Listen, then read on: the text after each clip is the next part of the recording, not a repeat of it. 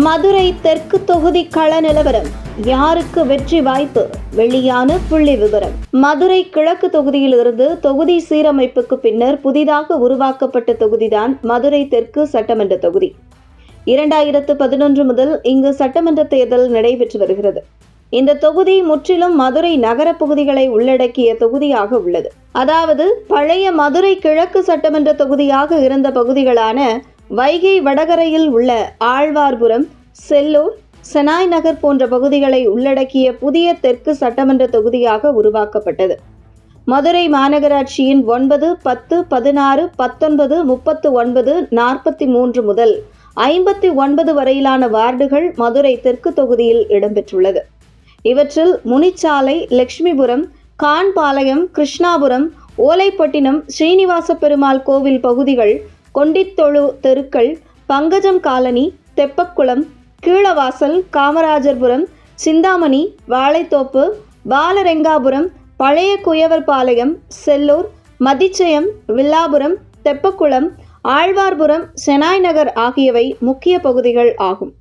இந்த பகுதிகளில் பெரும்பான்மையாக முக்குளத்தோர் சமூகம், அடுத்ததாக சௌராஷ்டிரா சமூகம், அதற்கு அடுத்ததாக வெள்ளாளர் சமூகம் உள்ள தொகுதி இந்த தெற்கு தொகுதி.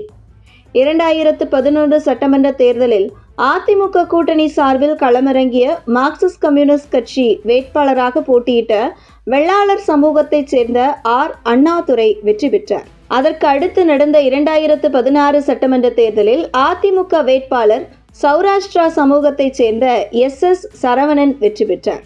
அடுத்ததாக 2021 சட்டமன்ற தேர்தலில் திமுக கூட்டணி சார்பாக மதிமுகவின் முக்குளத்தோர் சமூகத்தைச் சேர்ந்த பூமிநாதன் களமிறங்கி வெற்றி பெற்றார்.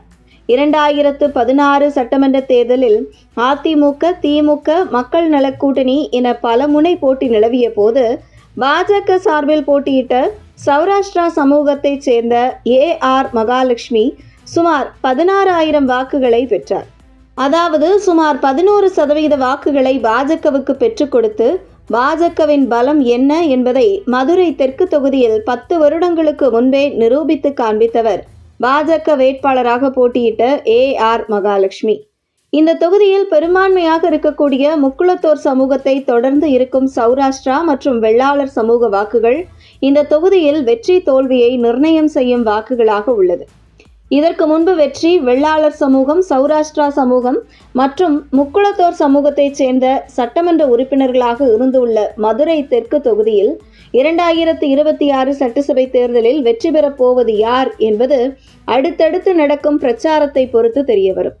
நடக்கும் 2026 சட்டசபை தேர்தலில் திமுக கூட்டணி சார்பில் சிட்டிங் எம்எல்ஏ முக்குளத்தோர் சமூகத்தைச் சேர்ந்த பூமிநாதன் மீண்டும் போட்டியிடுகிறார். நாம் தமிழர் கட்சி சார்பில் சௌராஷ்டிரா சமூகத்தைச் சேர்ந்த சுமதி போட்டியிடுகிறார். தமிழக வெற்றிக் கழகம் சார்பில் சிறுபான்மை சமூகத்தைச் சேர்ந்த ஜோ பீட்டர் போட்டியிடுகிறார். மற்றும் தேசிய ஜனநாயக கூட்டணி சார்பில் பாஜக வேட்பாளர் இந்த தொகுதியில் போட்டியிடுவது குறிப்பிடத்தக்கது.